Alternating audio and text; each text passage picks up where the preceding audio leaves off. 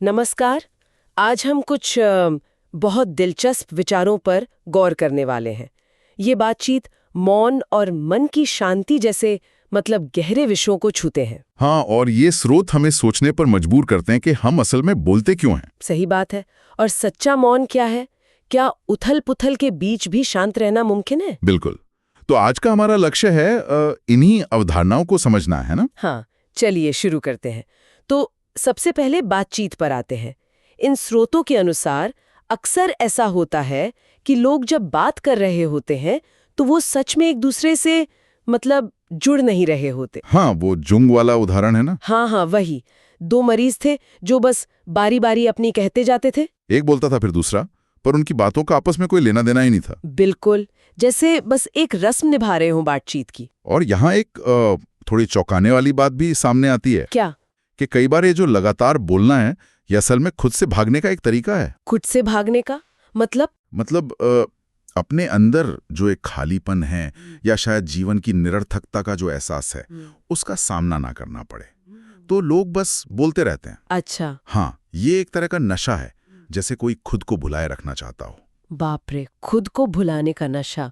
ये तो काफी तीव्र अवलोकन है। है तो अगर ज्यादातर बातचीत ऐसी है, एक तरह का पलायन, तो फिर मौन का असली मतलब क्या हुआ? सिर्फ जुबान बंद कर लेना तो नहीं होगा। नहीं, बिल्कुल नहीं। वो उदाहरण भी था ना, उस व्यक्ति का जो इशारों से या लिखकर बात कर रहा था। हाँ। पर वो अंदर से शांत नहीं था।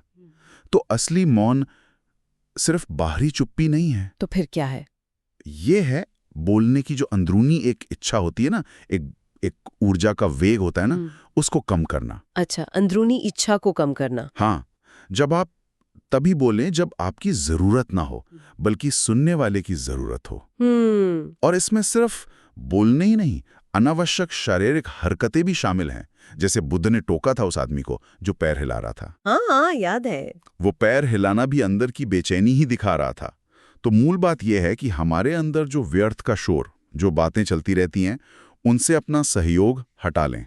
उनसे असहयोग उन्हें ऊर्जा देना बंद कर दें। बिल्कुल, वो हमारे समर्थन से ही तो जिंदा है। अच्छा, तो मौन हुआ एक तरह का अंदरूनी ठहराव, लेकिन बाहर तो ठहराव नहीं है। दुनिया में तो उथल पुथल मची रहती है।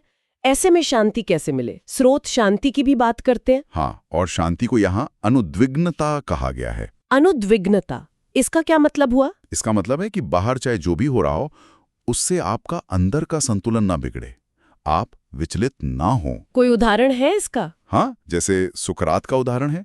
उन्हें पता था मृत्यु निश्चित है, तो जहर का प्याला भी शांति से पी लिया, उद्विग्न नहीं हुए। अच्छा। या बुद्ध का किस्सा है, किसी ने अपमान किया, उन्होंने लिया ही नहीं।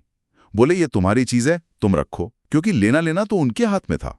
ये तो बहुत शक्तिशाली विचार है। बिल्कुल। या वो फकीर वाला उदाहरण भी है, जिसकी आंधी में आधी झोपड़ी उड़ गई। हाँ, तो उसने परमात्मा को धन्यवाद दिया कि चलो आधी तो बच गई। वाह। तो जब हम बाहरी घटना पर अंदर से बहुत तीव्रता से प्रतिक्रिया करते हैं, मतलब उद्विग्न होते हैं, तो हम अपने केंद्र से बाहर फेंक जाते हैं। शांति हमें अपने भीतर बनाए रखती है। यानी ये अपनी प्रतिक्रिया चुनने की क्षमता है बाहरी घटनाओं पर। हाँ, एक तरह से। अच्छा, तो मौन हुआ अंदरूनी आवेग कम करना, शांति हुई बाहरी हलचल से अविचलित रहना। फिर एक तीसरा सूत्र भी है, साक्षी भाव। ये इन दोनों से कैसे जुड़ता है? साक्षी भाव ये इन दोनों पर ही आधारित है। इसका मतलब है जीवन में जो कुछ भी घट रहा है, सुख दुख, सफलता असफलता, उसे बस एक देखने वाले की तरह देखना। देखने वाले की तरह मतलब उससे चिपकना नहीं, अपनी पहचान नहीं जोड़ना। जैसे एपिक्टेटस का उदाहरण है। हाँ, वो दार्शनिक जो गुलाम थे। हाँ, वही, वो थे गुलाम, पर अंदर से खुद को मालिक महसूस करते थे, क्योंकि उनका अपने शरीर से वो जो तादाद में था, वो पहचान थी, वो टूट चुकी थी। अच्छा। तो जब उनके मालिक ने गुस्से में उनका पैर तोड़ा, तो उन्होंने बस देखा, महसूस किया कि मैं देख रहा हूं कि पैर टूट रहा है, ये नहीं कि हाँ मेरा पैर टूट गया। ओह, ये तो बहुत गहरा है। हाँ, स्रोत कहते हैं कि जब व्यक्ति खुद को जान लेता है, मतलब अपने स्व को जो शरीर और मन से अलग है, तभी वो सच में स्वतंत्र होता है। स्व को जानने से स्वतंत्रता, देह से ये जो पहचान है उसका टूटना ही आजादी है। बिल्कुल। तो ये तीनों सूत्र, मौन, शांति और साक्षी भाव, ये सब मिलकर हमें कहाँ ले जाते हैं? इनका अंतिम लक्ष्य क्या है? देखिए, ये तीनों एक तरह से सीढ़ियां हैं, और ये ले जाती हैं सम्यक समाधि की ओर। सम्यक समाधि, ये क्या है? कोई ध्यान की अवस्था? ये कोई कुछ देर का ध्यान या कोई चमत्कार या आत्मसम्मोहन जैसी चीज नहीं है। तो फिर? ये है अपने असली स्वरूप में, जिसे आत्मभाव कहा गया है, उसमें 24 घंटे स्थित रहना, टिके रहना। 24 घंटे? हाँ, इसे स्रोत में कहा गया है जैसे प्रकृति में एक जन्म होता है, वैसे ही ये परमात्मा में दूसरा जन्म है। एक ऐसी आंतरिक क्रांति जो इंसान को पूरी तरह बदल देती है। ये कोई अस्थायी अनुभव नहीं, बल्कि एक स्थायी रूपांतरण है। स्थायी रूपांतरण, वाह! तो आज की इस पूरी चर्चा को अगर समेटें तो हमने समझा कि बातचीत कई बार सिर्फ एक पलायन होती है। हाँ, खुद से बचने का तरीका। और सच्चा मौन सिर्फ बाहरी चुप्पी नहीं, बल्कि अंदर के बोलने के वेग को शांत करना है। बिल्कुल। शांति का मतलब है बाहरी परिस्थितियों से विचलित न होना, अनुद्विग्न रहना। अपने केंद्र में रहना। और साक्षी भाव है जीवन के अनुभवों को बिना उनसे अपनी पहचान जोड़े बस एक दृष्टा की तरह देखना। हाँ, जो हमें देह भाव से मुक्त करता है। और ये सब मिलकर हमें आत्म साक्षात्कार या जिसे सम्यक समाधि कहा गया है, उस स्थायी अवस्था की ओर ले जा सकते हैं। हाँ, उस दूसरे जन्म की ओर।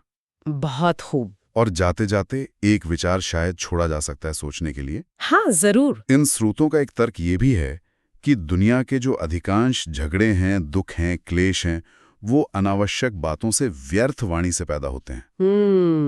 ये तो सोचने वाली बात है। तो अगर हम सब, मतलब पूरी मानवता, सिर्फ तभी बोलें जब वाकई जरूरत हो, अपने अंदर के दबाव या आदत से नहीं बल्कि जरूरत से, तो व्यक्तिगत और सामूहिक स्तर पर क्या कुछ बदल सकता है? ये वाकई एक गहरा सवाल है, सोचने के लिए बहुत कुछ है इसमें।